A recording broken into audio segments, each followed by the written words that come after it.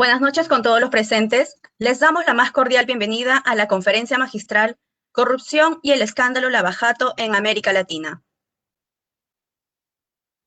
La corrupción en América Latina es motivo de preocupación y el escándalo Lava-Jato nos recuerda que hay quienes manipulan los procedimientos de contrataciones públicas y roban fondos destinados a la construcción de infraestructura pública.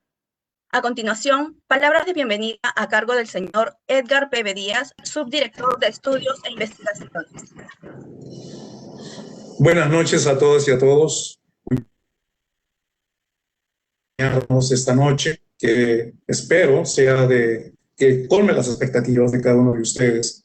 Mi nombre es Edgar Peve, soy el subdirector de Estudios e Investigaciones de la Escuela Nacional de Control y tenemos la responsabilidad de organizar un evento académico todos los jueves durante todo el año.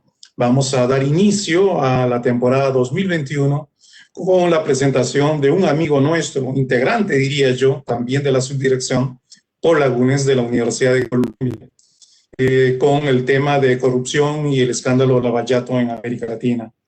Quisiera aprovechar la oportunidad para anunciar lo que tenemos en cartera para el año 2021. Vamos a continuar con nuestros documentos de trabajo, working papers. Tenemos 4 como meta este año. Terminar a fines del primer semestre o a principios del segundo semestre de este año con la investigación que venimos desarrollando en este momento relativa a la elaboración de una metodología de cálculo para estimar el daño patrimonial y extrapatrimonial de la corrupción y la inconducta funcional en el país, en el Perú, y esta metodología debe ser validada, ¿no? Aplicándola a un caso en concreto, ¿no? Que en una región que hemos escogido para ver si efectivamente funciona. La idea es dotar a los funcionarios públicos de una herramienta que pueda ayudarnos a calcular no solamente el perjuicio económico y todo lo que conocemos, ¿no? Como una suerte de costo económico del daño, pero hay otra cara de la moneda que tiene que ver principalmente con el daño social, es decir, el daño que sufren todos los ciudadanos, ¿no? Toda la sociedad en su conjunto debido a la corrupción. Entonces, esta metodología esperamos culminarla como a fines de junio, principios de julio, y es muy probable que organicemos un evento con invitados especiales para presentar los resultados de esta investigación. También estamos muy complacidos porque ya a fines de marzo podríamos tener los primeros másters en control gubernamental que salen de la Escuela Nacional de Control. En este momento la subdirección está revisando los trabajos elaborados o tesis, ¿no? Y estamos haciendo en estos momentos lo que sería la prueba antiplagio utilizando Turnitin. Es probable que ya estén expeditos para por lo menos 4 tesistas o 4 parejas de tesistas para que a fines de marzo estén sustentando sus trabajos de investigación. Dicho sea de paso, estas investigaciones serán publicadas, las mejores, las que tengan las mayores notas, en nuestra serie, ¿no?, de trabajos de investigación de la maestría en control gubernamental. Con Paul también tenemos una investigación que está en sus inicios y que esperemos que sea de utilidad para la Contraloría. Y es un tema fundamental, el tema de los incentivos que nuestros auditores deben tener para realizar un trabajo de mayor calidad, ¿no?, del que habitualmente hacemos. El tema de los incentivos es fundamental en todo esto. La próxima semana, ya que todos los jueves, salvo el próximo jueves 11, que hay otro evento masivo de la Contraloría, el próximo jueves 18 vamos a tener la presencia de Fiorella Ormeño.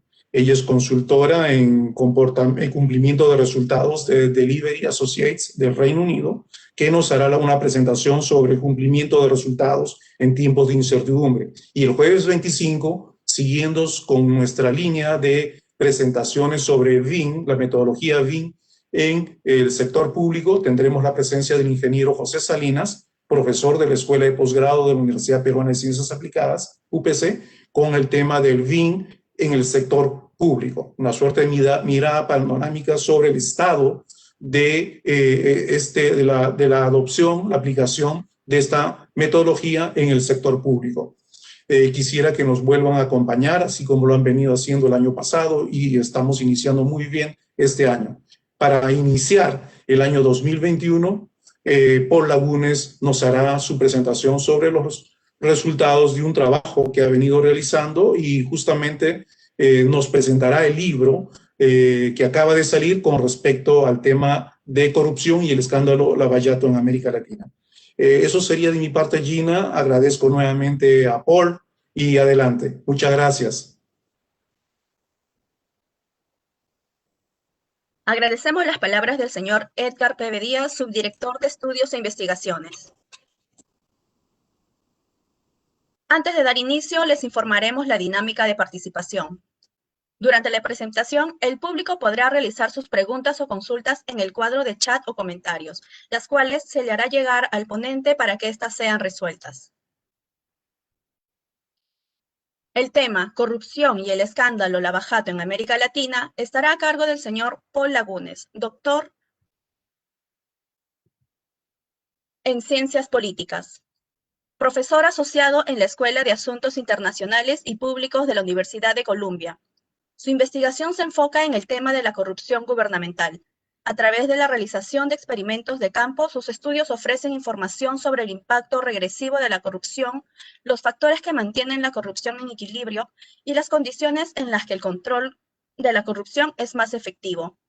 Ha trabajado como investigador visitante en el Banco Interamericano de Desarrollo y en el Instituto Baker de la Universidad de Rice.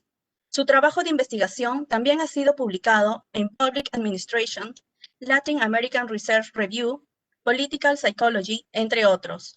Es coeditor del libro Avaricia, Corrupción y Estado Moderno, Ensayos en Economía Política, así como coeditor del libro La corrupción y el escándalo Lavajato en América Latina. Su libro más reciente será publicado por Oxford University Press. Adelante, doctor Lagunes. Gina, muchas gracias por la presentación. Doctor Pede, muchas gracias por la oportunidad de estar aquí con ustedes esta noche. Y a todos ustedes que nos escuchan. Gracias por su tiempo, gracias por su interés y espero que lo siguiente les sea justamente de interés. Bien, les voy a presentar sobre este libro que está aquí en sus pantallas. Pero antes de discutir ese libro, quiero decirles que es para mí de verdad un gusto trabajar una vez más o colaborar una vez más de forma no remunerada con la Escuela Nacional de Control y con la Contraloría General de la República. Llevo colaborando con estas instituciones ya varios años porque creo que ambas instituciones le sirven al Perú y creo que el Perú tiene muchas posibilidades de salir adelante en esto del combate a la corrupción. Por lo mismo, como bien decía el doctor Pebe, estoy buscando colaborar con la Escuela Nacional de Control en un estudio nuevo. En fin, hace unos 14 días o 15 días, el doctor Pebe me invitó a estar aquí con ustedes esta noche y de inmediato dije que sí. Me propuso varias fechas y de inmediato tomé la primera fecha porque de nuevo, quiero estar aquí con ustedes, es para mí un honor estar aquí con ustedes y espero que esta presentación les sea de utilidad. Bien, les voy a compartir mis diapositivas y al final de esta presentación, que durará aproximadamente 20 minutos, recibiré todas sus preguntas y las contestaré hasta donde pueda. Este libro salió hace apenas unos meses y es el producto de 3 años de trabajo.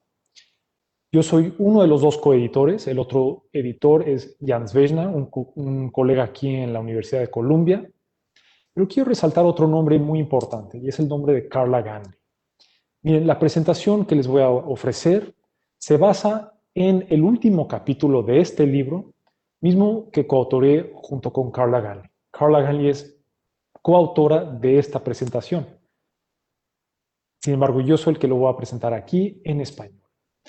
Les estoy compartiendo y le voy a pedir a Gina que por favor también a través del chat les comparta ese enlace que ven en sus pantallas. Ese enlace los llevará al documento original que Carla y yo coautoreamos y ustedes lo podrán bajar y leer. Está el documento en inglés, pero lo podrán obtener gratis y leerlo y ya, ojalá a partir de eso deseen comprar el libro en su completo, ya sea en versión digital, que es mucho más económico o en su versión físico como esta de acá. Que admito, el libro en físico es muy caro, así que aquí les comparto un documento gratis y pueden conseguir la versión digital también a un precio menor. Pero bien, entonces, ¿de qué trata esta presentación? Bueno, les voy a dar un poco de contexto, les voy a recordar de qué ha tratado esto del Lavajato, que ha sido un evento tan importante en nuestra región. Voy a hablar de lo positivo que ofrece el Lavajato, pero también voy a hablar de lo que es criticable del Lavajato. Voy a tratar el tema del Lavajato desde una forma comparada. Voy a proponer nuevos temas de investigación en torno al Lavajato, incluyendo un tema relacionado con esta ola populista. Es importante resaltar que este trabajo y este libro es el producto de una colaboración amplia, con muchos coautores de capítulos en el libro. Van a ver en varios de mis diapositivas los nombres de las personas que contribuyeron a este libro, incluyendo Carla Gandhi, Jans Weisner y yo. Contexto. Recordarán que el Lavajato empieza en una ciudad en Brasil conocida como Curitiba, en el estado de Paraná, en marzo del 2014. Sucede que doleiros, o estos cambiadores de divisas que trabajan en Curitiba, estaban utilizando una estación de lavado de autos y una gasolinera para también lavar dinero. Uno de estos doleiros, o cambiador de divisas, conocido como Alberto Youssef, estaba asociado curiosamente con Paulo Roberto Costa, un alto funcionario de Petrobras, la empresa paraestatal de Brasil encargada de producción de petróleo. Y esto es algo que encontraron los investigadores. Bueno, que había esta asociación curiosa. Y al investigar esa asociación, encuentran los investigadores, los fiscales, un triángulo de corrupción que involucra a Petrobras, la paraestatal, Odebrecht, una de las empresas constructoras más importantes de la región, y funcionarios del gobierno. Este triángulo de corrupción funcionaba así. Odebrecht y otras compañías le ofrecían sobornos a funcionarios en Petrobras para que estos funcionarios le garantizaran a Odebrecht y otras compañías contratos de construcción. Esos sobornos, los funcionarios de Petrobras luego los compartían con aquellos funcionarios en el gobierno que les regalaron o que les dieron sus puestos de trabajo en Petrobras. Entonces aquí había un triángulo que al final del día el problema no solo es que habían coimas, es que estas coimas resultaban en contratos inflados, contratos a sobreprecio y en una reducción en la competencia. Entonces, quienes lograron estos contratos no necesariamente eran los que los merecían, sino aquellos que sobornaban. Peor aún es que la corrupción de Odebrecht se extendió a otros países. En total estamos hablando de 12 países, ahí mencionados todos, incluyendo 2 países en África. Bien, aquí como les prometí está el listado de nombres, de los nombres de todas las personas que contribuyeron a este libro. Todos son excelentes colaboradores y recomiendo que investiguen quién es cada quien porque son personas muy importantes. Resaltaría, por ejemplo, a Susan Ross Ackerman, que es una de las expertas mundiales, si no es que la experta mundial en el tema de corrupción. Entonces, el Lavajato es, se podría decir, un primer paso hacia una mayor honestidad gubernamental. Y en este libro que pone o que agrupa 15 capítulos y que se beneficia la colaboración de 19 investigadores, entre ellos un gran número de investigadores del Perú, también una investigadora del Perú, varios de Brasil, entre investigadores de otros países y otros expertos. Y lo que este libro busca hacer es que, bueno, la corrupción frustra. La corrupción nos deja con un sentimiento de pérdida, de confusión. Y lo que este libro busca es reemplazar esta frustración, estos sentimientos negativos, con un sentido de propósito, porque al final del día el cambio es posible. Y esto me llega al siguiente punto. Una de las ideas principales del libro están mencionados o está resaltado en el capítulo coescrito por Bullock y Stevenson, Jesse Bullock y Matthew Stevenson. Ellos nos presentan con esta idea del espíritu del Lavajato. ¿A qué se refiere esto? Bueno, ellos se preguntan, ¿Cómo y cuándo va a terminar Lavajato? ¿Y qué queremos que perdure a partir de ese momento en el que termina la operación? Bueno, y eso los lleva a la idea del espíritu de Lavajato. Ellos dicen que la corrupción no es inevitable, que la mayor rendición de cuentas es posible, y que como muestra de que mayor rendición de cuentas es posible y como muestra de que Lavajato ha estado funcionando, mencionan que entre 2014 y 2020 unas 1,000 personas fueron acusadas y unas 200 personas han sido sentenciadas.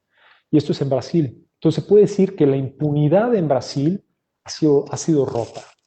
La impunidad en Brasil está en un nivel más bajo hoy que en 2014 cuando inició la operación. 2 expresidentes brasileños, un senador y otros altos funcionarios han sido arrestados. Esto es, gente de alto nivel han tenido que enfrentar a la justicia. Entonces, Bullock y Stevenson nos dicen, hay que seguir ese momentum, esa inercia que ofrece Lavajato, hay que procurar que lo que se aprendió en Lavajato no se pierda. Pero luego tenemos este capítulo de Susan Ross Ackerman y de Raquel de Matos Pimenta, que nos dice que, cuidado, esto de romper con la impunidad es importante, esto de fiscalizar es importante, pero el control de la corrupción no debe depender únicamente del sistema penal. Eso es algo que nos recuerdan estas dos autoras. Ellas insisten que se necesitan cambios estructurales que reduzcan los incentivos que favorecen la corrupción. Y entre lo que ellas mencionan, estas reformas estructurales que se necesitan en Brasil, está el problema de la amplia cantidad de partidos políticos en Brasil. Se sugiere que deberían buscar reducir estos, que deberían buscar la manera de que estos colaboren de forma más sencilla, más ideológica y no en base a un intercambio de bienes materiales y de puestos políticos. Y luego también mencionan este punto de que es un problema en Brasil la existencia de esto de Caixa 2, esto de la cajita, la caja chica, ¿no? Que se utiliza para por ejemplo, garantizar que la legislación logre ser aceptada, logre ser votada en el Congreso, pero que al final del día es un problema porque es ilegal por más típico que sea esto de la Caixa 2. Además de estas sugerencias, tanto Bullock, Stevenson, Ross Ackerman y de Matos nos presentan otras propuestas. Entonces, este libro, sobre todo en la última tercera parte del libro, nos presenta un listado de propuestas que nos pueden llevar más allá del problema de la corrupción, que nos pueden llevar a resolver el problema de la corrupción. Por ejemplo, se propone en este libro que se debe evitar que los criminales de cuello blanco retrasen los procesos judiciales. Es un problema que Brasil ha sufrido ya por muchos años y se debe buscar forma de reducir ese elitismo, ese privilegio judicial que tienen algunas personas, miembros de la élite brasileña. Se debe transparentar las finanzas de los partidos públicos. Se debe eliminar aquello de Caixa 2, por ejemplo. Se debe cuidar y difundir la experiencia y conocimientos del equipo Lavajato. Se le deben brindar recursos e independencia a los monitores electorales, a los fiscales y miembros del Poder Judicial. Y esto es un punto, el siguiente es un punto que también menciona Ana Luisa Arana en su capítulo. Se debe mejorar la coordinación entre la red de instituciones que promueven la rendición de cuentas en Brasil. Está el Ministerio Público, los procuradores, el Tribunal de Cuentas, está la Contraloría General de la Unión de Brasil, entre otros. Estos deben coordinar de forma más eficaz para el combate a la corrupción.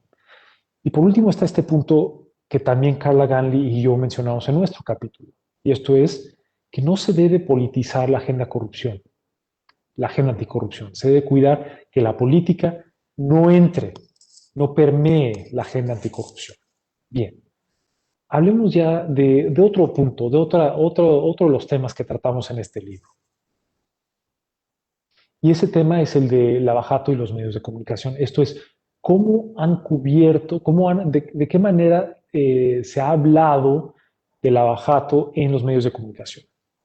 La cobertura que los medios de comunicación le dieron a Lavajato no fue perfecta. Tenemos que empezar por admitir aquello. ¿Los medios ayudaron a que el público se mantuviera informado? Sí. ¿Y contribuyeron a que los corruptos rindieran cuentas? Sí. Y esto es algo que nos dice Beatriz Bula y Courtney Newell. Pero también es cierto que los medios filtraron información sin primero evaluar su validez. Como papa caliente, lo recibían y lo lanzaban. Esto es, no evaluaban con suficiente cuidado la información que estaban después difundiendo. También se dice en el capítulo que escribieron Dani Campello, Anya Schifrin, Karim Bellarmino y Deborah Tome, que los medios mostraron un sesgo contra políticos de tendencia izquierdista, esto es, aquellos de pensamiento más liberal. Pues parece ser que había un sesgo.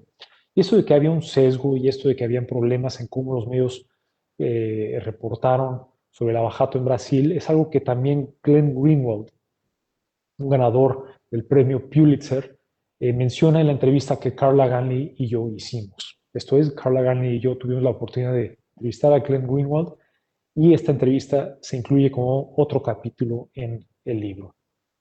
Una de las frases más importantes de esa entrevista y que se incluyen en el libro es la siguiente. Y esta es una cita que yo traduje, entonces tómenlo un poco. Hice mi mejor esfuerzo por traducirlo.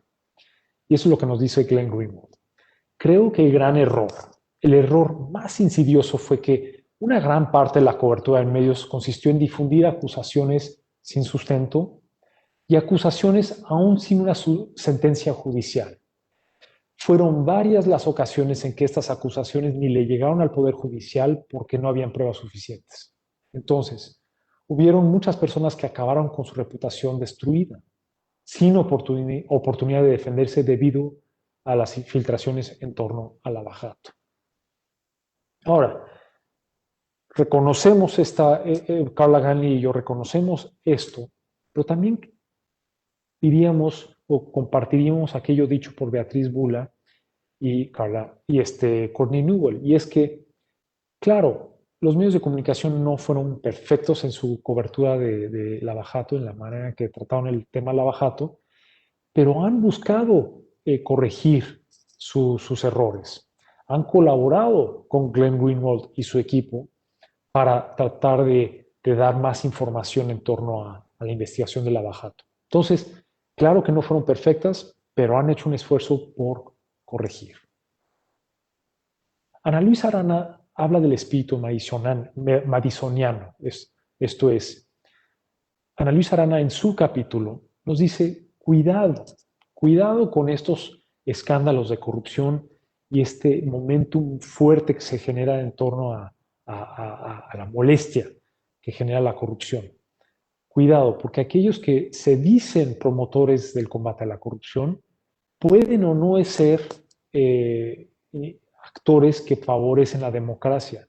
Esto es, hay aquellos que tienen una tendencia autoritaria que utilizan el momentum o la inercia anticorrupción, no tanto para combatir la corrupción, sino realmente para hacerse de mayor poder. Pues cuidado, dice Ana Luisa Arana. Y por eso nos habla del espíritu madisoniano. Tenemos que tener un poco de cuidado con las intenciones democráticas de aquellos que combaten la corrupción. Y recomendaciones para promover el espíritu madisoniano son las siguientes. Los miembros de la red de rendición de cuentas deben evitar sesgos políticos y deben evitar intervenir en la política. Los miembros de la red de rendición de cuentas deben tener cuidado en cómo se comportan. Es algo que Carla Ganley y yo hacemos énfasis en nuestro capítulo. Para que el combate a la corrupción realmente tenga éxito, tiene que mantener objetividad, tiene que mantener credibilidad. Pasemos entonces a esto de la visión comparada del abajato, empezando con justamente un enfoque en el Perú.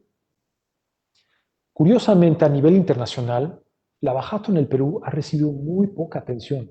No me lo explico. Perú es un país importante. Mucho ha sucedido en torno al abajato en el Perú, pero insisto, no se le ha dado la cobertura al abajato en el Perú como se le dio la cobertura al abajato en Brasil. A pesar de varios obstáculos, el equipo especial del abajato en el Perú ha avanzado mediante el uso de herramientas legales como la prisión preventiva y los acuerdos de colaboración eficaz. Entonces, ¿qué explica ¿Qué explica o pongamos el caso peruano en perspectiva en comparación con el caso, por ejemplo, mexicano? Y para esto resaltaría el capítulo de Raquel de Matos Pimenta con Kathy Green. Ellas nos dicen, miren, Odebrecht tenía mayor injerencia económica y política en el Perú. Ok. En México tenían menor injerencia económica y política. Bien. México disfruta o parecería disfrutar de un entorno más fuerte, un entorno legal, un marco legal más fuerte para el combate a la corrupción en comparación con el Perú. Entonces, si tomamos esto en cuenta, pensaríamos que México ha avanzado más en el tema del lavajato que Perú, pero no es así. Como nos dice Raquel de Matos Pimenta y Catherine Green, más bien Perú es quien ha avanzado más en el caso del lavajato y México se ha quedado atrás.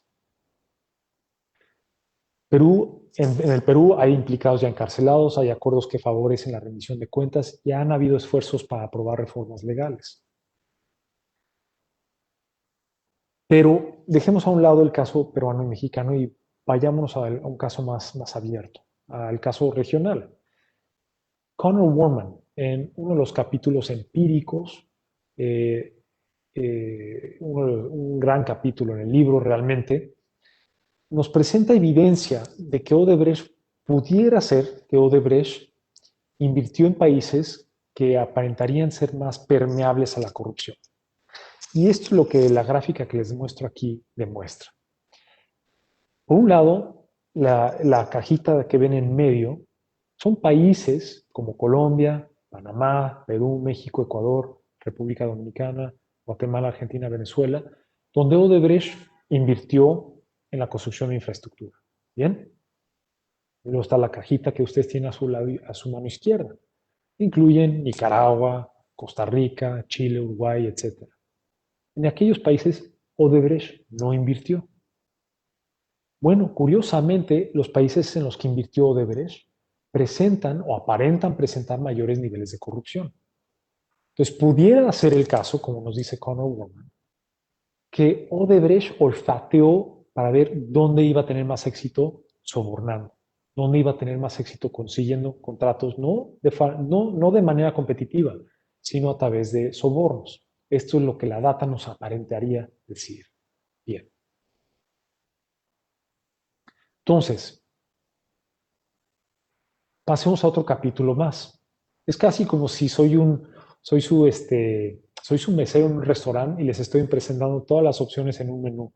Ya ustedes sabrán si les interesa y si piden alguna de estas y buscan leer aquel capítulo para sacar ahora sí ese alimento intelectual que les ofrecemos. Entonces, les paso a otro ítem en el menú. Este es un capítulo de Carla Ganley y de Marcia Sansovo, en el que también obtienen data original, data sobre lo sucedido en torno a los Juegos Olímpicos en Brasil de 2016. Bien, lo que ellas ven es qué se prometió y qué se cumplió. Se dio la rendición de cuentas en base a lo que se promete y lo que se cumple. Bien. Encuentran que sí se mejoró el acceso a transporte de calidad y aumentó la velocidad de tránsito en las principales vialidades de Río de Janeiro. Muy bien, pero menos de la mitad de los proyectos han sido ejecutados en su totalidad, lo cual es un problema. Y aquí es una muestra de los datos que nos ofrecen Marcia Sansovo y Carla Ganley. Es un capítulo muy cuidadoso, muy detallado, que vale la pena leer. Y entonces pasemos ya casi a cerrar mi presentación a lo que queda por entender, lo que falta por estudiar. La sociedad civil organizada generó presión social en respuesta al lavajato, pero esto no es un tema que aún falta por estudiar con mayor cuidado. Otra pregunta, ¿qué tanto y de qué manera contribuyeron otros países, sobre todo países que disfrutan de instituciones más sólidas, en brindarle apoyo a las autoridades brasileñas? Se habla de injerencia externa en estos temas, sobre todo hay políticos que lo dicen, pero ¿qué pasa si lo vemos del lado positivo? ¿Qué pasa si un país de instituciones más sólidas le ofrece apoyo a un país como México, como el Perú, como Brasil, para que estos países logren elevar la rendición de cuentas. Entonces creo que para pensar en esos términos valdría la pena ver de qué manera un país como Estados Unidos ayudó a un país como Brasil a combatir la corrupción en torno al lavajato. Está este otro tema muy interesante, que es el hecho de que el Partido del Trabajo en Brasil se sabe que fue partícipe o que miembros de aquel partido, no todos, pero algunos fueron partícipes en el escándalo del Mensalão que le precedió el escándalo del lavajato. Bien, también se sabe que Lula fue acusado de recibir coimas en torno al lavajato, pero lo que no se sabe es realmente qué tan certero, qué tan fuerte la evidencia en el caso de Lula. Creo que vale la pena un estudio objetivo, de mente clara, de mente fría, basado en la evidencia, que busque entender realmente cuál fue, cuánto se sabe sobre el caso Lula. Por último, está este tema relacionado con lo que decía Ana Luisa Arana sobre el espíritu madisoniano, ¿no? Vemos que en países como México, como Brasil, ha habido una ola populista y que esta ola populista se ha apoyado de todo el sentimiento negativo que se tiene frente a la corrupción. Lo que falta ver es si aquellos que fueron electos gracias a esta ola populista realmente están cumpliendo, realmente están haciendo un esfuerzo real, institucional, para combatir y controlar la corrupción en sus contextos, en sus países. Eso falta por estudiar. Entonces, Gina, una vez más, si es posible, te voy a pedir que compartas el enlace para que todos ustedes, de manera gratis, puedan obtener un acceso a este estudio. Aprovecho para resaltar una peruana colaboradora en este libro, que es Denise Rodríguez Olivari. Muchas gracias a ella por su capítulo, que es un capítulo dedicado únicamente al caso peruano de lavajato. De nuevo, les recomiendo no solo ese capítulo que les estamos compartiendo de manera gratis, que escribí con Carla Ganley, sino también todo el libro que incluye ese capítulo de Denise Rodríguez Olivari, que es un capítulo solo sobre el Perú. Con esto concluyo mi presentación. Con bastante tiempo disponible, me presto para todas las preguntas que ustedes me tengan. Muchas gracias por su tiempo, gracias por su interés y de nuevo me abro a sus preguntas.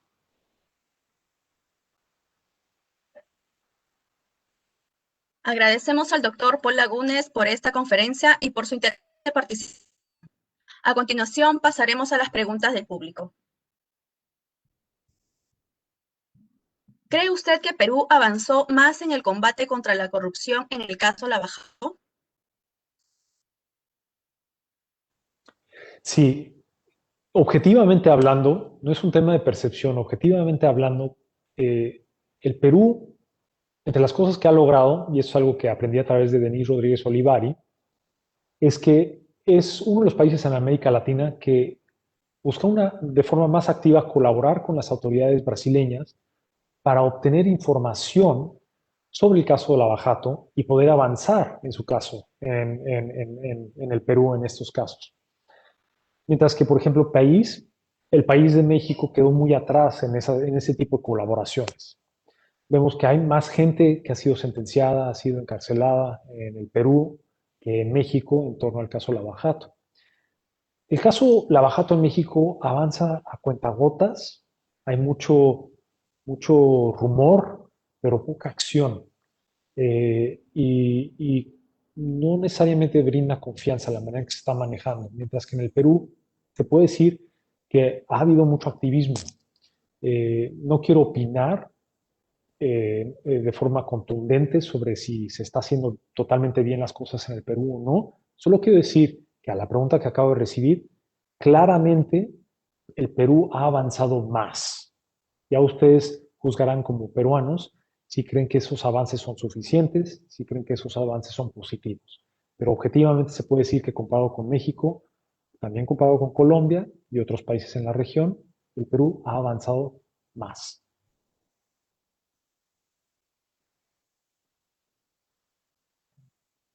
¿Algún país ejemplo de buen manejo del caso Lavajato? ¿Qué medidas aplicaron? Yo creo que el caso Lavajato es un caso controversial y realmente es difícil decir este país lo hizo todo bien o aquel país lo hizo todo bien. No es así. Por ejemplo, en el libro que les presento aquí, tuve la oportunidad de entrevistar yo personalmente a Deltan Dall'Agnol y a Sergio Moro, y mis entrevistas se incluyen en el libro. Ambas personas creo que difícilmente se puede decir que no se arriesgaron. O sea, ambas personas se arriesgaron de forma personal para combatir la corrupción.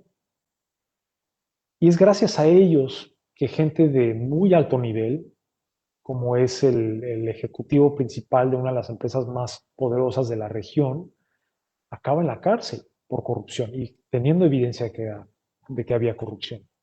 Entonces, estas dos personas, Sergio Moro y Deltan Dall'Agnol, se arriesgaron y avanzaron en sus mentes porque eso era lo que necesitaba el Brasil. Entonces, bien, eso creo que se podría considerar un avance. Y cuando lees la entrevista que les hice, se entiende un poco el porqué de sus acciones y realmente parecería que lo están haciendo porque quieren a su país y porque ellos están convencidos de que están haciendo lo correcto. Dicho eso, en este mismo libro les presentamos, en la entrevista de Glenn Greenwald, en el capítulo de Daniela Campello, Deborah Tome, Karim Bellarmino y Ania Schifrin, lo que es cuestionable de la investigación de la Lava Jato en Brasil. Está esta posibilidad de sesgos. Como Carla y Galney y yo decimos en la conclusión del capítulo, está esta posibilidad de que justamente Sergio Moro y los fiscales colaboraron de forma excesiva y no necesariamente actuaron siempre de forma objetiva y respetuosa hacia los que estaban siendo investigados. Entonces yo diría que el caso brasileño en general demuestra que la impunidad se puede combatir, de que la corrupción se puede reducir, pero ahora sí que con un asterisco y al pie de página diríamos cuidado, porque no hay acción anticorrupción que no sea libre de controversia y que no sea también criticable.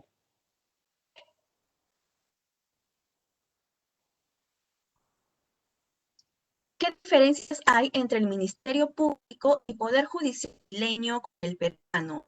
Que ellos hayan obtenido mejores logros en el caso Lava Jato, ya que en Perú hasta ahora no hay ningún sentenciado. Voy a tener que admitir que para esa pregunta lo idóneo sería tener aquí presentes probablemente a Raquel de Matos Pimenta, a Jessie Bullock y a Denise Rodríguez Olivari, para que ellas también contribuyeran a esta discusión, porque realmente este libro no se beneficia de mis conocimientos únicamente, sino de los conocimientos de todos estos expertos. Creo que lo que pasa en Brasil es que se utilizaron técnicas, se utilizaron métodos nuevos, digamos, tecnologías legales nuevas o aparatos legales nuevos que permitieron avanzar de forma extraordinaria. De nuevo, de forma también controversial, porque esto de depender bastante, no exclusivamente, pero depender bastante de los testimonios, de lo que la gente, los testimonios de los implicados, pues es algo controversial, ¿no? El que si lo que dicen es realmente si es verdad o no. Creo que entiendo que en el Perú también se han utilizado testimonios. Y sé que también hay cierta preocupación en torno a esto, pero si me lo permiten, prefiero que para esta pregunta, en vez de darles una respuesta muy específica, sí consideren acercarse a este libro y leer los capítulos de Jessie Bullock con Matthew Stevenson, el capítulo de Raquel de Matos Pimenta con Kathy Green, capítulo de Denise Rodríguez Olivari. También diría yo que el capítulo de Ana Luisa Arana. Lo que hace el capítulo de Ana Luisa Arana es que explica con buenos ojos cómo se utilizaron estos instrumentos legales en Brasil y explica cómo esta innovación se dio y los beneficios que se lograron a partir de esta innovación. Entonces les diría aquello. Y por último diría lo siguiente, lo que sí parece que comparten Brasil y Perú es esta voluntad política de avanzar en el caso Lava Jato. Entiendo la frustración de quien hacía la pregunta de que no han avanzado suficiente en el Perú. Pero comparen lo que ha logrado el Perú con, por ejemplo, lo que ha logrado Colombia o con, por ejemplo, lo que ha logrado México. Perú va más adelante. El por qué no ha avanzado hasta el final, ahí sí, de nuevo, repito, hablaría con alguno de los colaboradores en este libro. Muchas gracias. ¿Contribuyó el boom económico en retrasar y dar la impresión de bonanza, en perjuicio social económico que produjo la corrupción en general? Podría ser el caso. No es algo que estudiamos de forma sistemática en este libro, entonces aquí voy a hablar ya de forma más hipotética, más teórica, pero es cierto, el Partido del Trabajo, sobre todo durante la administración de Lula, disfrutó de una bonanza económica impresionante. Y eso les permitió construir de forma exponencial. Y también les permitió tener ese afán de organizar los Juegos Olímpicos, ese afán de reconstruir porciones o partes de Río de Janeiro. Es eso que les dio la oportunidad de avanzar.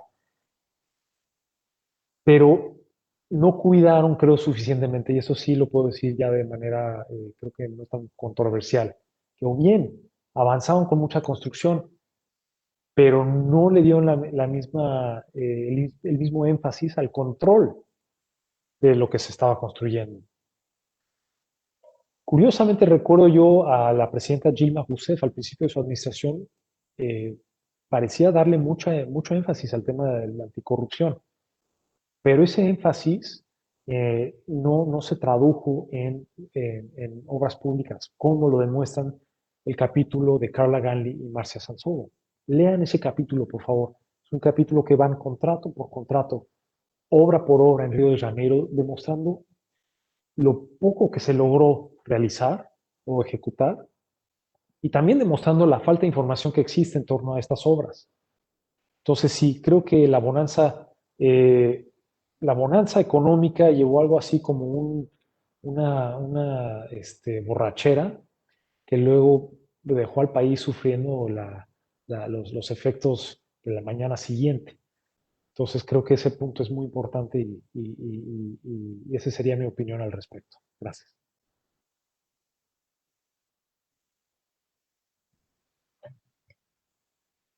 Órganos de control de los diversos países donde se presentó la corrupción del acto no identificaron o alertaron esta gran corrupción oportunamente.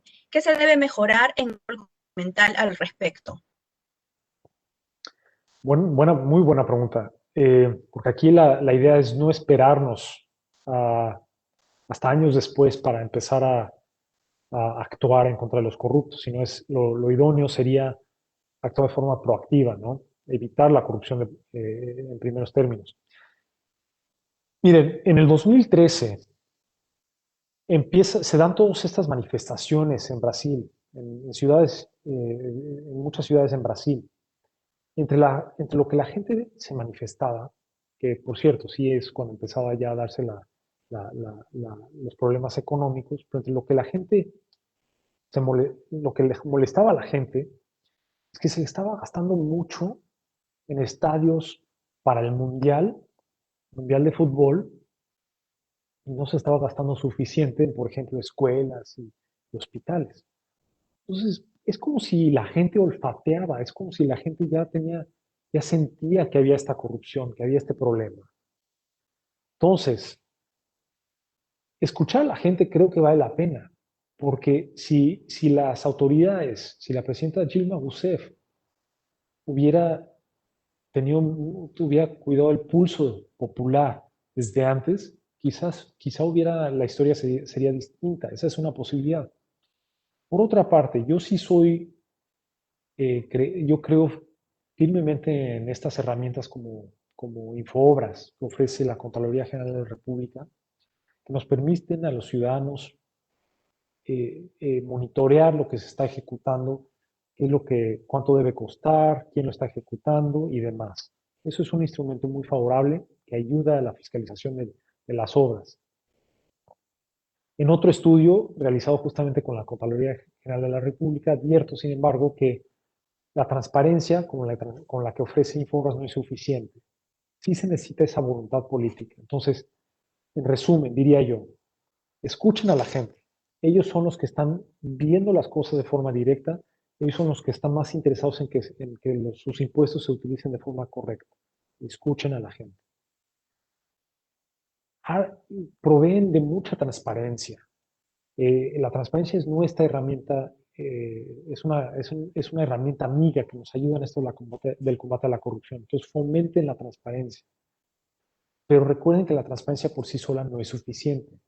Entonces, tan pronto se encuentre o se sienta que hay se vea una vulnerabilidad, un foco rojo de corrupción, las autoridades como la Contraloría General de la República tienen que estar dispuestas a actuar, enfrentarse al corrupto.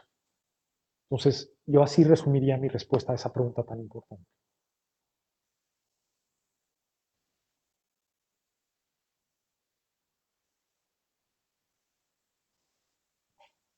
¿Cuál fue el papel fundamental de las entidades fiscalizadoras superiores para evidenciar los hechos de corrupción en este caso? ¿Me repites, Gina, la pregunta, por favor?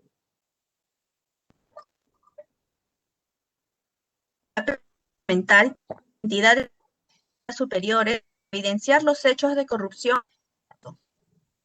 Bien. Aquí lo que tenemos, y para esto yo resaltaría los capítulos de Ana Luisa Arana y también mis entrevistas con Beltrán Dalagno y Sergio Moro. Lo que tenemos por una parte es fiscales muy bien entrenados. Estamos hablando de fiscales como Beltrán Dalagno, entrenados en universidades como Harvard, que llegan bien preparados y que se benefician, curiosamente, de reformas legales, esos aparatos legales que promovió el Partido del Trabajo, el mismo partido de Lula y Dilma Rousseff. Entonces, ese partido promovió reformas legales que facilitaron la bajata. Como entre las cosas que se permitieron fue justamente esto de los testigos eficaces. Entonces, tienes esta combinación de fiscales bien preparados, patriotas, que podían utilizar estas herramientas legales y que cuando los casos suben llegan a los jueces, como al juez Sergio Moro, son jueces que están dispuestos también a confrontar la corrupción. El juez Moro es alguien que escribió su tesis de maestría, me parece, si recuerdo bien, sobre el caso Mani Pulita en Italia. Sergio Moro es alguien que ya llevaba años dedicado al crimen organizado, a entenderlo, a quererlo confrontar, a quererlo combatir en el Brasil. Entonces él había estudiado el caso Manipulite y había encontrado, entre lo que concluyó al estudiar el caso de Manipulite, es lo siguiente. Uno, que es importante en el combate a la corrupción buscar el apoyo popular, que a la gente le molesta mucho la corrupción y para que un caso tan controversial de corrupción a altos niveles como es el de Lavajato, se necesita que la gente lo apoye para que avance. Sergio Moro, Beltrán Dalagno y otros son muy buenos en el uso de Twitter, de medios de comunicación y demás para lograr este apoyo político popular a Lavajato.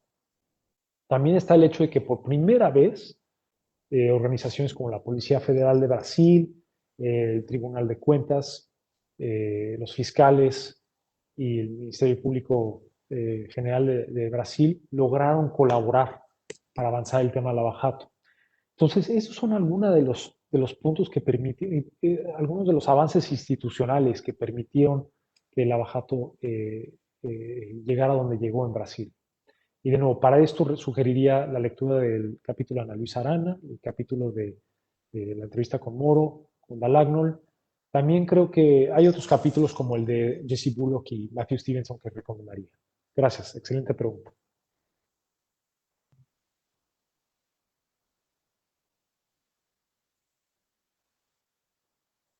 tiene la corrupción, perdón, qué impacto tiene la corrupción, la fragilidad de los partidos políticos en el Perú? En las próximas elecciones participarán 23 partidos políticos. ¿Sería correcto decir que Estados Unidos tiene menos casos de corrupción por la existencia de solo 2 partidos? Es algo que se ha estudiado, esto de estructuras partidistas o cómo se estructuran los partidos y la corrupción se ha estudiado.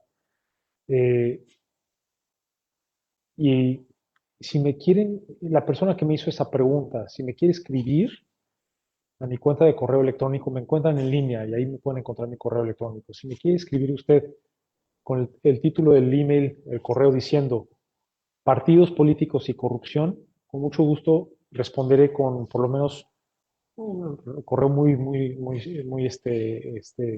breve, pero con algunas recomendaciones, algunas lecturas para recomendarles. Porque sí, sí hay una relación. Y ahorita no recuerdo todos los detalles de lo que se ha encontrado a nivel regional sobre cómo se estructuran los partidos y la corrupción. Por eso a usted que me hizo la pregunta, le invito a que por favor me escriba a mi correo. Si me busca en línea, va a encontrar mi correo y le mandaré lecturas.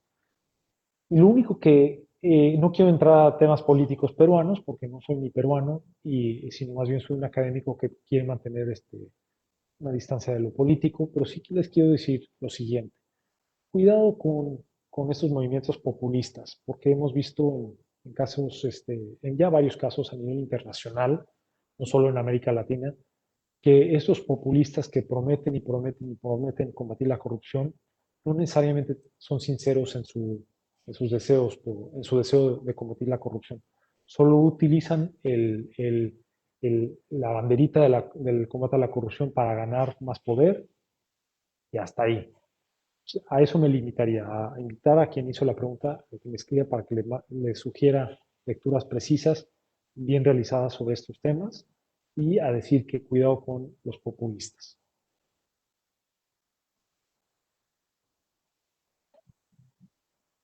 ¿Cuáles son las limitaciones para el control preventivo de Contraloría de Brasil detecten esto de corrupción antes de que se expanda a América Latina? Entonces, entiendo que la pregunta es otra vez, ¿qué se puede hacer para evitar estos casos de corrupción? Ok, estos casos se dieron en compras públicas, ¿verdad? Una de las cosas que se deben buscar en compras públicas es que estas sean muy competidas. Esto es que cada contrato de obra pública, sobre todo contratos de obra para obras mayores, deben disfrutar de mucha competencia. ¿Cómo? Que se anuncien con suficiente anticipación que las contrataciones, que no se designen de forma rápida, ¿no? Que se anuncien y que luego ya el concurso se dé mucho tiempo después o suficiente tiempo después para que quienes puedan competir se organicen. Que la competencia sea muy abierta, sea abierta a actores nacionales e internacionales para que la mejor empresa sea quien gane el contrato y no la empresa que estaba bien conectada. Cuidar que el diseño del contrato, de la licitación, no esté hecha a modo. Esto es, no especifique esto y aquello que solo un contratista pueda proveer. Buscar que aquellas licitaciones grandes en las que solo hay un contratista, pues cuidado. Yo ahí en ese caso opinaría que lo mejor es cancelar y volver a iniciar. Entonces mi punto es el siguiente. Estamos hablando de, de si se logra promover la competencia en la licitación pública, también se logra reducir la corrupción, se logran estos acuerdos obscuros que se hacen en privado. Y lo curioso es que cuando procuramos hacer las cosas bien en la función pública, cuando procuramos que las cosas, que todo se haga de la forma correcta, buscando promover el bien mayor, también curiosamente se logra reducir la corrupción. Eso también lo vemos en obra pública, o sea, ya que se ejecuta, no solo en la licitación, sino la ejecución de obra pública. Si vemos que se utilizan que lo que se prometió es lo que se ejecutó. Si en cuanto a tiempos, en cuanto a calidad, estos son indicadores indirectos de corrupción. ¿A qué me refiero? Prometieron terminar la obra, la pavimentación de una pista en un año. Bueno, ¿qué hacen algunos? Eh, Se dilatan, buscan renegociar la contratación, buscan renegociar los tiempos y demás para buscar también una coima. Cuidado, porque entonces el hecho de que se pasaron de tiempo es posiblemente un indicador de que hubo corrupción. En cuanto al costo también, si prometieron que la obra iba a costar tanto, pero acaba costando más, puede ser que lo que hicieron es tomaron los productos o los insumos que se necesitan para la ejecución de la obra y los compararon a sobreprecio. Entonces, aquí una vez más, el indicador que es sobreprecio puede ser un indicador de corrupción. Calidad. Si prometieron que el asfalto iba a ser de tantas pulgadas, pero lo hicieron a la mitad de esas pulgadas, pues una vez más, ese indicador de calidad puede ser un indicador de corrupción. Entonces yo les diría, tengan mucho cuidado. La evidencia de la corrupción no va a ser obvia. Es difícil encontrar el momento en el que se pagó la coima o en el que se negoció el trato en el obscurito. Pues busquen estos otros indicadores que pueden relacionarse con la corrupción.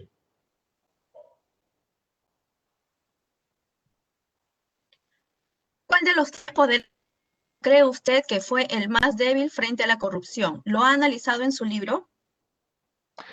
Entonces, si hablamos del poder ejecutivo, legislativo y judicial, ¿cuál fue? Realmente el judicial es el que resalta en Brasil como el más eficaz en el combate a la corrupción. Ahora, el legislativo, durante el PT, recordemos, como dije, pasó legislación, pasó leyes que favorecieron la existencia del abajato. También quiero reconocerle al Partido del Trabajo, por ejemplo, que creó este sistema conocido como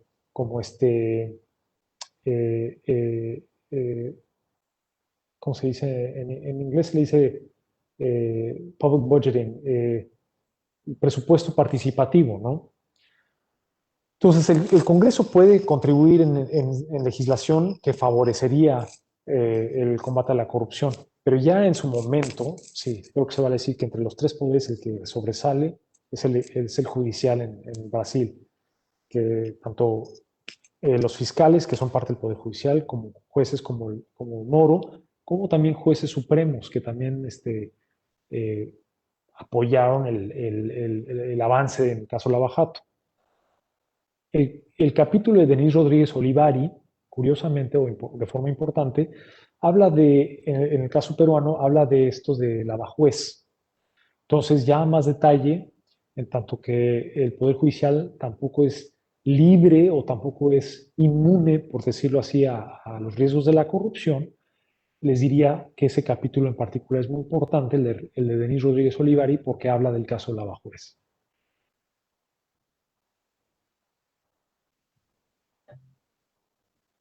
¿Cree que el nivel de corrupción de un país está relacionado con la condición socioeconómica y cultural de su población?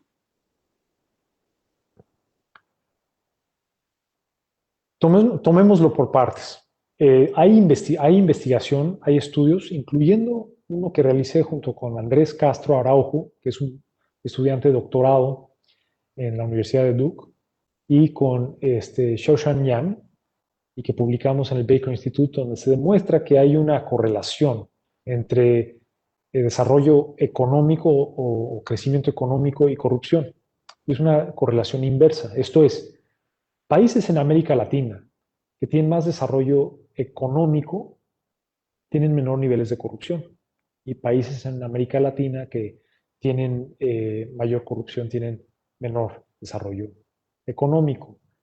Es difícil entender la causalidad detrás de esta correlación. ¿A qué me refiero? La corrupción puede ser una traba y probablemente es una traba al desarrollo económico. pero también es cierto que la falta de desarrollo económico fomenta la corrupción. Si yo corrompo para obtener una licitación pública, entonces se me va a dar la licitación pública posiblemente a sobrecosto y sin yo ser la empresa que lo merece, la empresa más capaz de ejecutar la obra de forma eficaz, ¿no? Entonces, de esa manera, y cuando vamos sumando todos los casos de corrupción, encontraremos que la corrupción puede ser un freno al desarrollo económico. Por otra parte, si yo soy un funcionario público a quien no se le paga suficiente, que casi no sobrevive con lo que se le paga, entonces también yo, como funcionario público, tendría un incentivo para buscar coimas.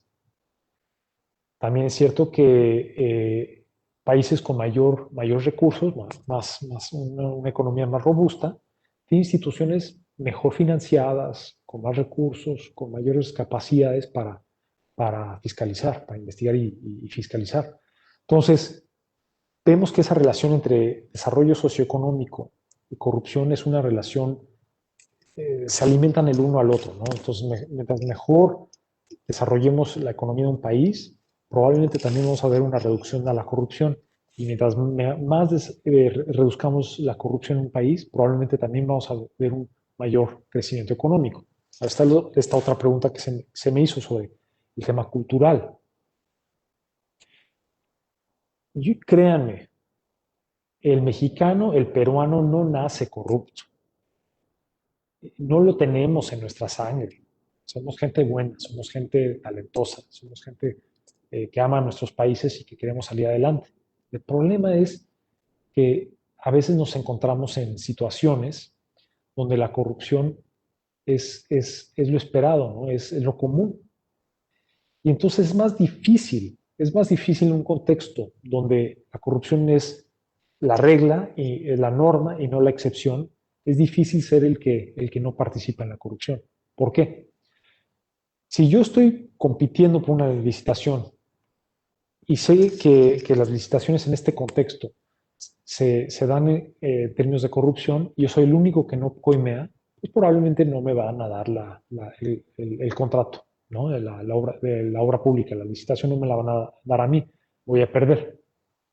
Si hay dos padres de familia que están llevando a sus hijos a la escuela y los detienen a ambos unos policías, y sabemos que en este contexto los policías son corruptos, pues aquel padre de familia que no pague la coima, su hijo va a llegar tarde a la escuela, ¿no?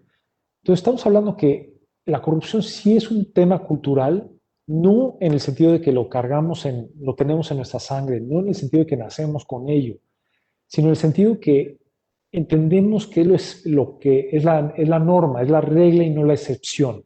Y entendemos que si no participamos en el juego, acabamos perdiendo. Pero así tenemos también entonces que combatir la corrupción con esfuerzos institucionales, cambiando las reglas del juego, fortaleciendo instituciones como la Contraloría, dándole más independencia a fiscales como los de Lavajato, etcétera. Pero también tenemos que cambiar las percepciones de las personas. Tenemos que ayudar a que las personas no piensen en la corrupción como algo aceptado, como algo que la sociedad ve bien, sino lo contrario, tenemos que ayudar a que la sociedad entienda que la corrupción no se acepta y que la corrupción es algo que todos tenemos que combatir. Es un poco como lograr que todos nos pongamos una máscara en tiempos del coronavirus o que todos nos quedemos en casa. Mientras que creemos que otros se van a poner la máscara y que otros se van a quedar en casa, es más probable que nosotros también nos pongamos la máscara y nos quedemos en casa. Entonces, esto de las normas y de las reglas juega un rol importante. Pero recuerden, no hay nada que, que, que determina no hay nada de inevitable en esto. El peruano no es inevitablemente corrupto. El peruano no es inevitablemente corrupto.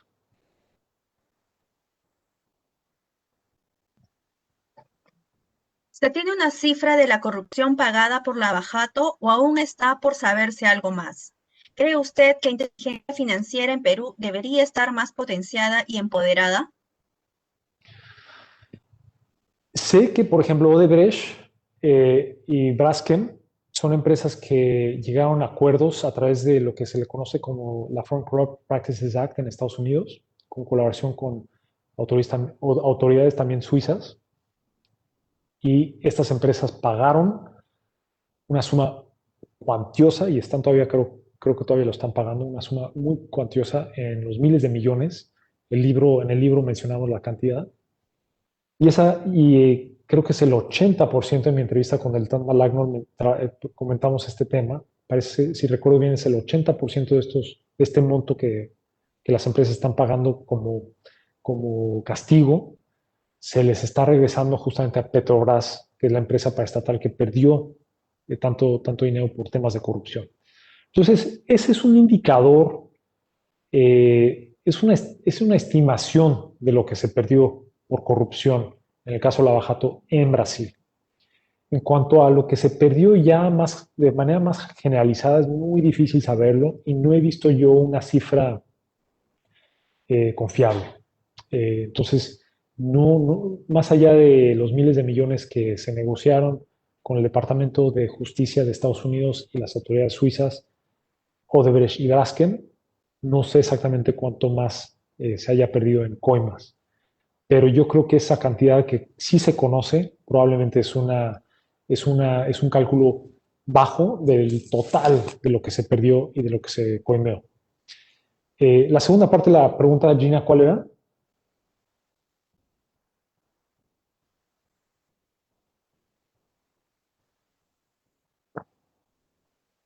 La primera parte tenía que ver con cantidad. La segunda parte, ¿cuál era? ¿Cree usted que la inteligencia financiera en Perú debería estar más potenciada y empoderada? Sin saber hasta qué, sin conocer, es bueno siempre decir lo que uno sabe y lo que uno no sabe, ¿no? Reconocer claramente eh, eh, eh, sus capacidades. No sé cuántas capacidades ahorita disfruta quienes trabajan en el tema de investigación financiera en el combate a la corrupción en el Perú. Pero sí creo que en general es clave lo que en inglés se le conoce como follow the money.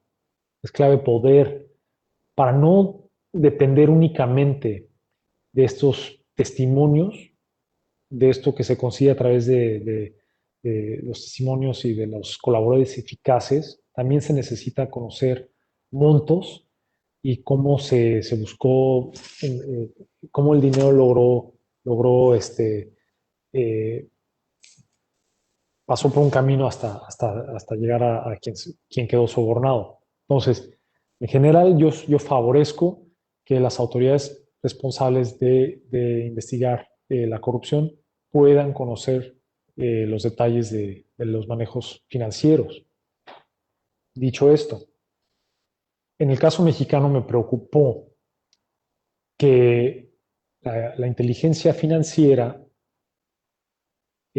o quien dirige los esfuerzos de inteligencia financiera, acabaron investigando a un juez supremo mexicano. Y sí encontraron aparentemente, supuestamente, algunos manejos cuestionables. No justifico o no justificaría yo aquellos manejos cuestionables, ¿no? De quien era el juez supremo. No justifico aquello, pero sí me preocupa un tanto que un funcionario público no electo tenga tanta fuerza, tenga tanto poder como para debilitar o cuestionar a un juez supremo.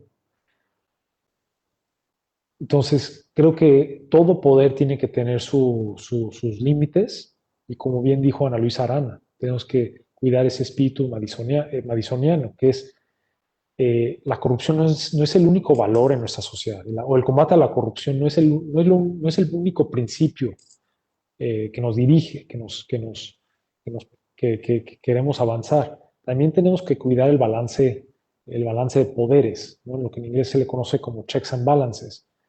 Si me permiten un poquito más sobre este tema, aunque ya no tanto sobre lo que es investigar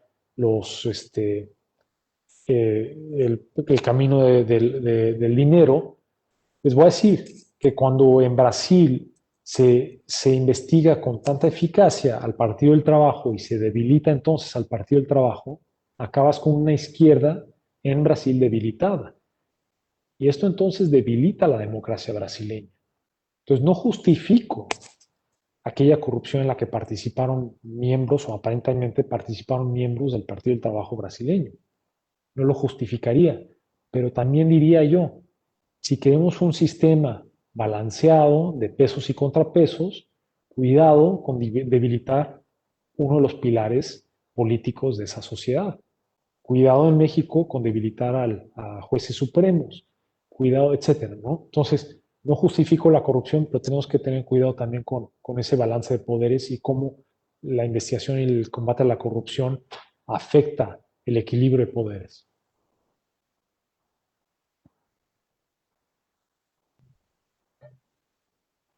¿Cree usted que la actual emergencia sanitaria puede ser utilizada para distraer y retrasar lo avanzado en investigaciones de Odebrecht y en general en temas anticorrupción?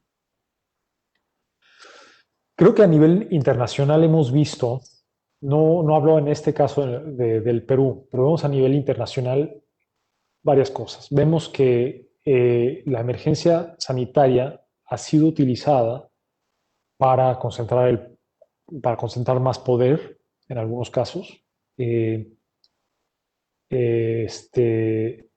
Vemos también en varios países como México, como Colombia, como Perú, Brasil, que justamente la emergencia sanitaria y las licitaciones que se hicieron de forma de emergencia, en algunos casos sí tuvieron que ver con corrupción.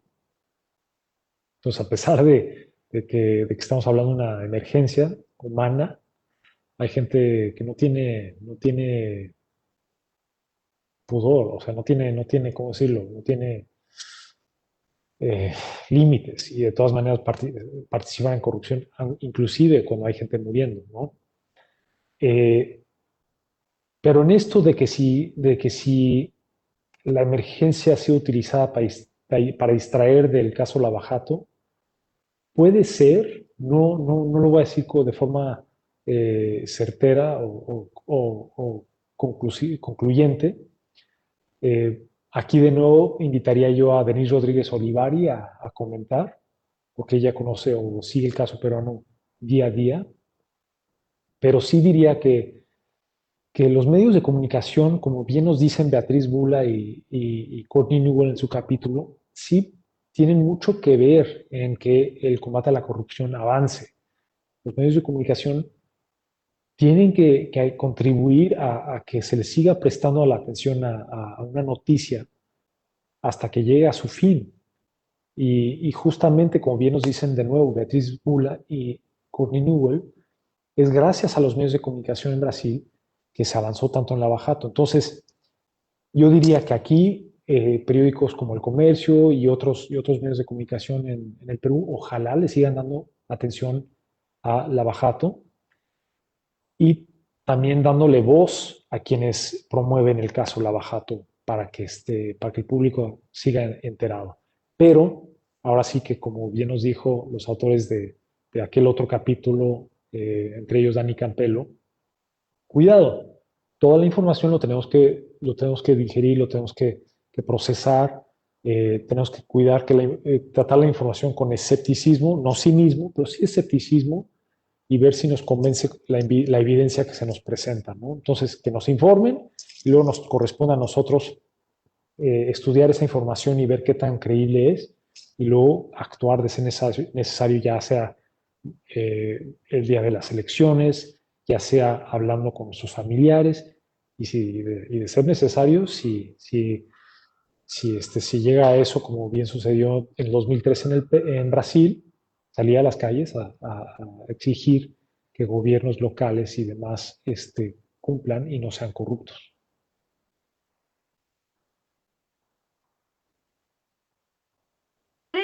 Contralorías generales de los países envueltos en la corrupción de Lavajato deberían coordinar internacionalmente para mejores resultados para contribuir contra la corrupción y mejorar la gestión del Estado?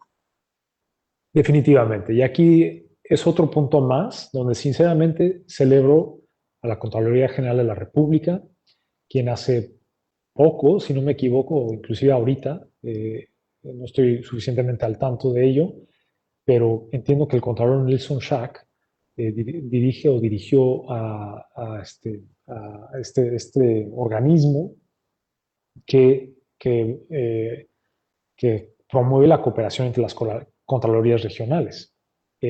Conozco, por ejemplo, también a uno de los funcionarios de la Contraloría, Luis Alonso Robas, que, que activamente buscó a funcionarios de la Contraloría General de la Unión de Brasil para aprender o conocer a mayor detalle qué están haciendo allá en términos de machine learning, de inteligencia artificial en el combate a la corrupción. O sea, creo que esto de intercambio de información es clave.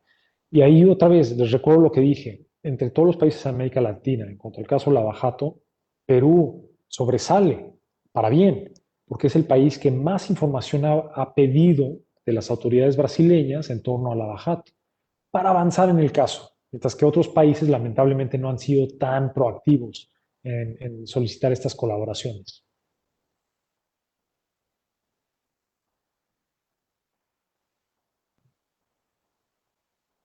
¿Ha sufrido presiones económicas o de poder para que no investigue sobre ciertos grupos de poder?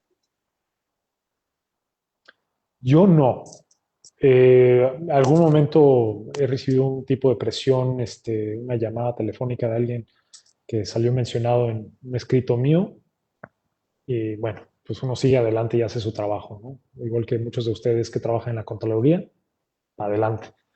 Eh, pero sí, es cierto que conozco de casos donde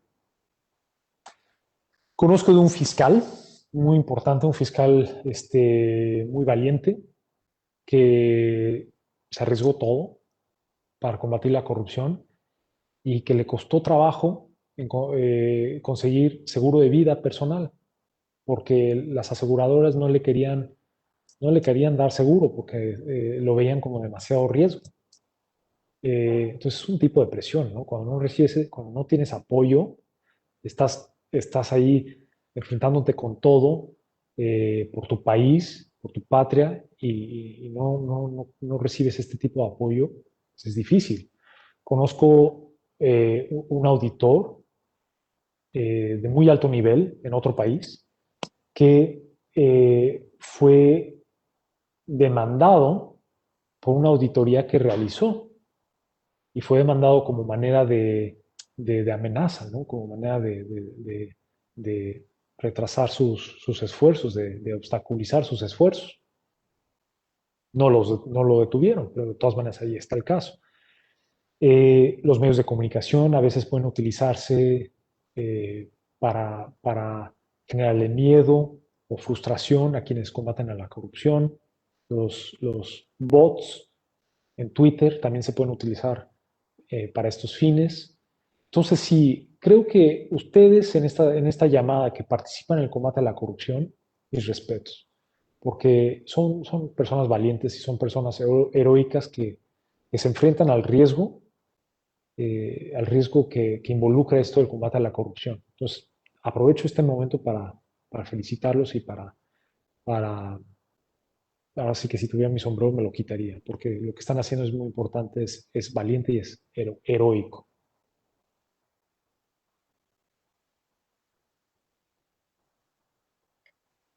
Agradecemos al doctor por Lagunes por esta conferencia y por su interesante participación.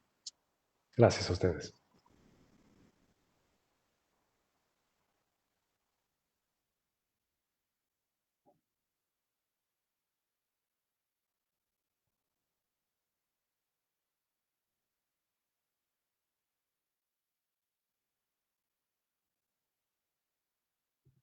Las constancias de participación electrónicas serán enviadas a los correos electrónicos registrados. Agradeceremos revisar las condiciones de participación. Asimismo, los invitamos a seguir a la Escuela Nacional de Control y a la Contraloría General de la República a través de sus redes sociales y portal web.